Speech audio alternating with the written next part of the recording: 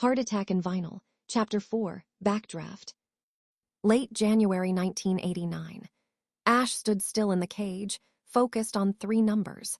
The building had already begun to thin, shoes squeaking toward the exits as hallway lights clicked off.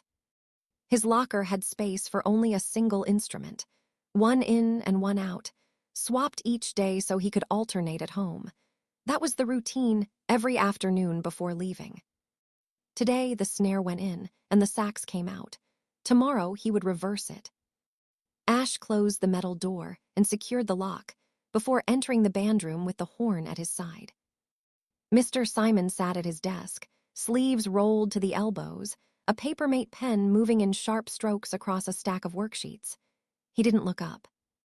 20 minutes a day, don't forget, he said. Yes, sir.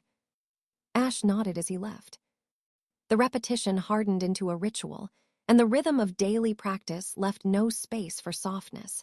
His muscles remembered everything. Snare nights filled the garage with sharp, unwavering rebounds. The rhythm held without question. No flams, no hesitation. The concrete walls answered back with a dry echo that matched him beat for beat. His wrists carried the pulse long after stopping. Saxophone nights were quieter, but tougher. His lower lip bruised faintly from reed pressure. Tones wavered, then steadied. Long notes stretched further each day. His fingers stopped searching for keys and began finding them without thought. The air inside the horn felt alive, as if it needed to be tamed. At home, the music answered only to him. But at school, it obeyed the entire room. One week, he would sit in the back row with percussion. The others were restless with sticks fidgeting in their hands. The section buzzed with conversations that rarely included him. The following week, he would sit in the second row with the woodwinds. Reeds darkened with moisture while students whispered about stubborn high notes, the faint smell of cork grease and spit lingering beneath their chairs. The rotation settled into a habit Ash could understand. He studied the language of both sections, the drummer's impatient energy, the woodwind's quiet conspiracies. But he moved between them like a quiet ghost, the shy kid with 2 instruments and no time for baseball cards or gossip.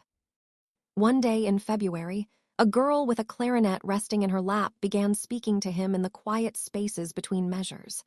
Her shoelaces were mismatched, but she didn't seem to care. She tilted her head slightly toward the music, as if hearing something the rest of them could not. "Why do birds fly south for the winter?" she whispered once. "I don't know," Ash shrugged.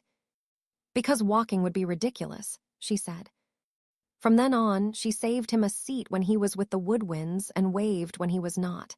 He adjusted her stand so she could see without stretching. They counted together, shoulders nearly touching, laughing at jokes only they understood. She treated him the same, no matter where he sat or which instrument he held. Ash found himself listening for her voice during rests. By early March, the bandroom felt tighter, as if the old lights had grown brighter without anyone changing them. Cases thudded harder against the floor. Trumpets tested high notes that didn't need testing. Someone in percussion rolled a quick, unnecessary flourish across the snare before Mr. Simon cleared his throat. He tapped the metal stand 3 times with his baton. Rest position. We are adding a featured solo to the April recital. Auditions will be next week. See me after class if you are interested. Rehearsals suddenly grew tighter and less forgiving. Notes were placed instead of thrown. Faces looked at Mr. Simon's podium more often. The first hint of comparison began to circulate as the hour ended. Ash stayed in the cage longer than necessary, wondering if he should speak with Mr. Simon before going home. He swapped the sax for the snare, closed the lock, and left undecided. Mr. Simon glanced up as Ash walked by. "Will you be auditioning next week?" he asked. Ash blinked. The thought of playing alone at the front of the class, everyone listening, pressed against his ribs. "I don't know," he said.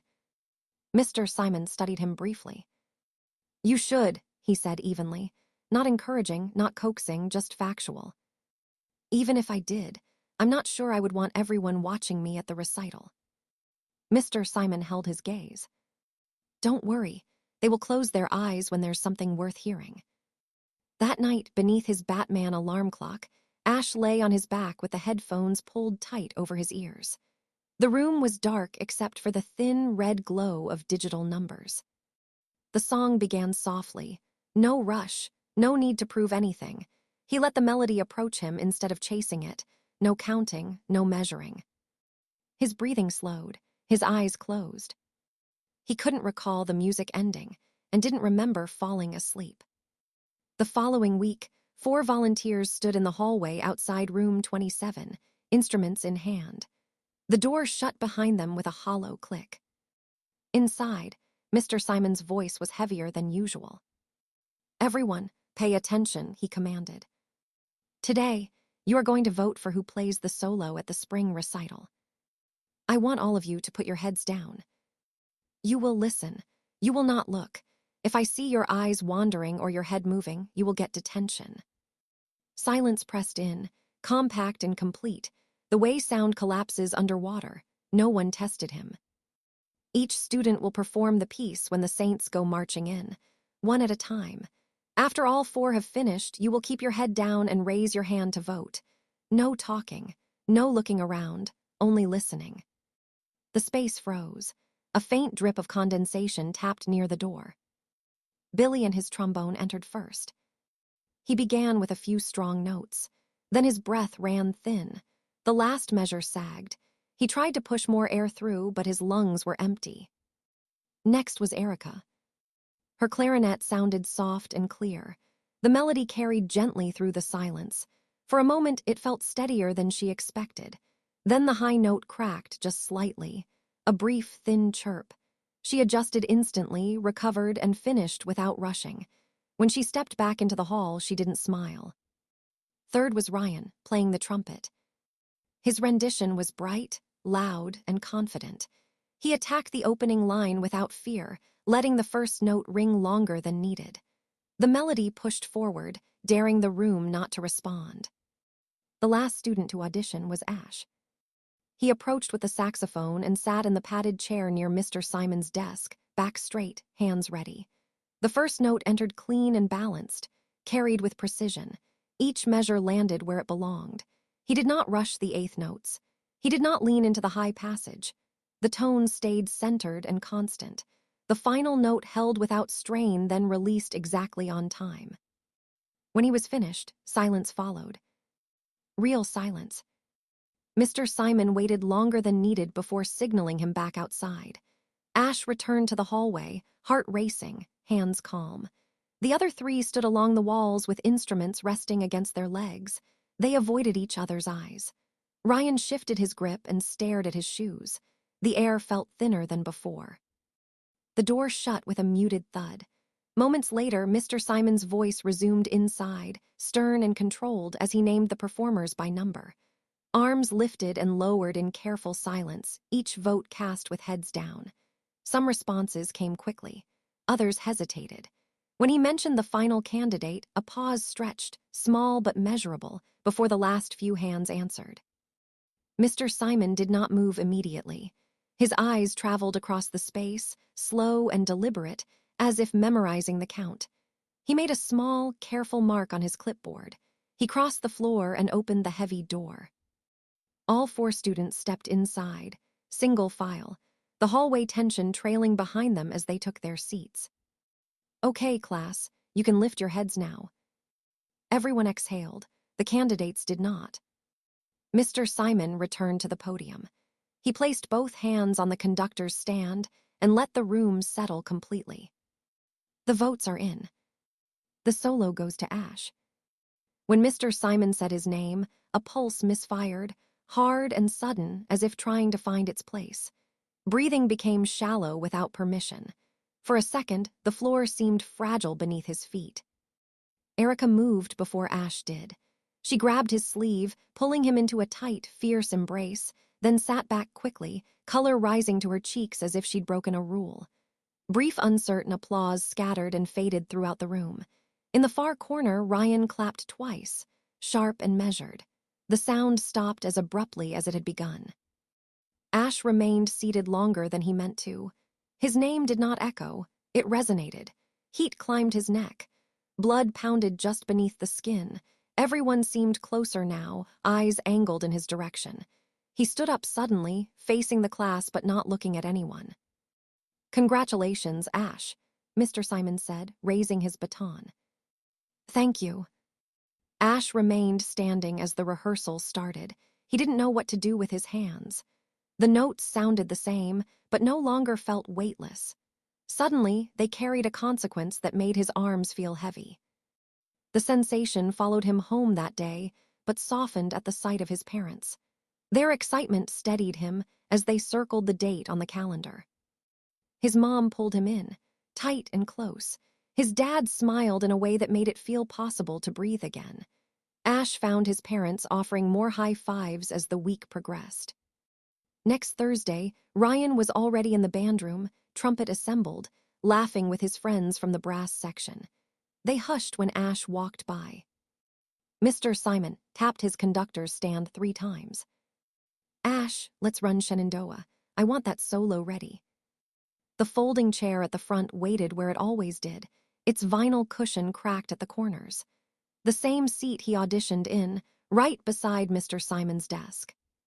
Ash adjusted his neck strap and stepped forward. He sat in the seat without looking down.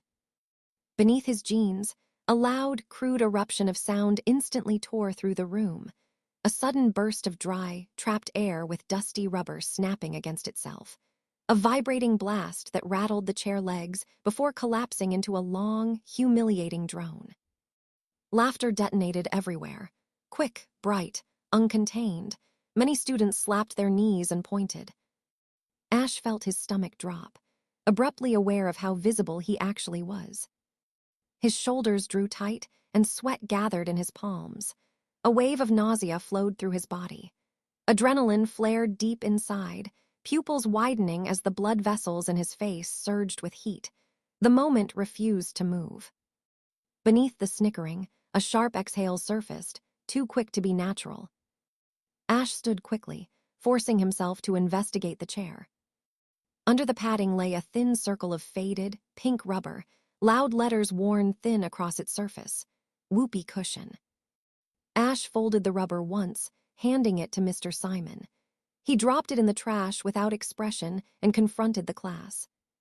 If that was meant to be funny, it was not. This is rehearsal, not recess. Everyone settle down.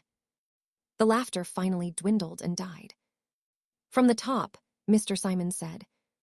Ash returned to the chair with reluctance. He took 3 deep breaths, closed his eyes, and the saxophone found his hands again.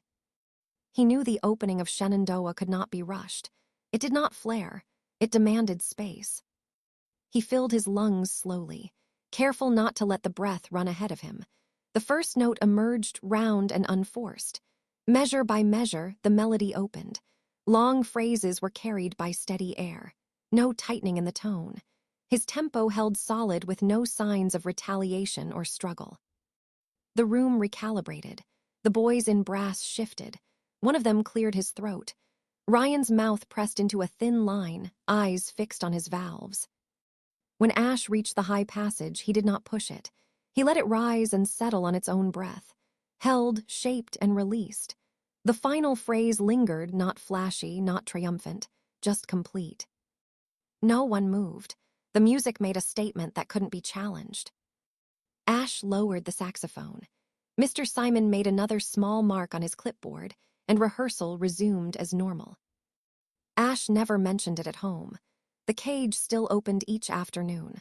One in and one out, his routine did not weaken. But one time, alone in the garage, as he prepared to practice Shenandoah, he paused before sitting. For a brief moment, a hollow emptiness opened in the pit of his stomach. A wave of dizziness washed over him, and the room began to tilt. The world spun faster and faster until everything went black. He collapsed, striking the concrete floor with a sickening thud.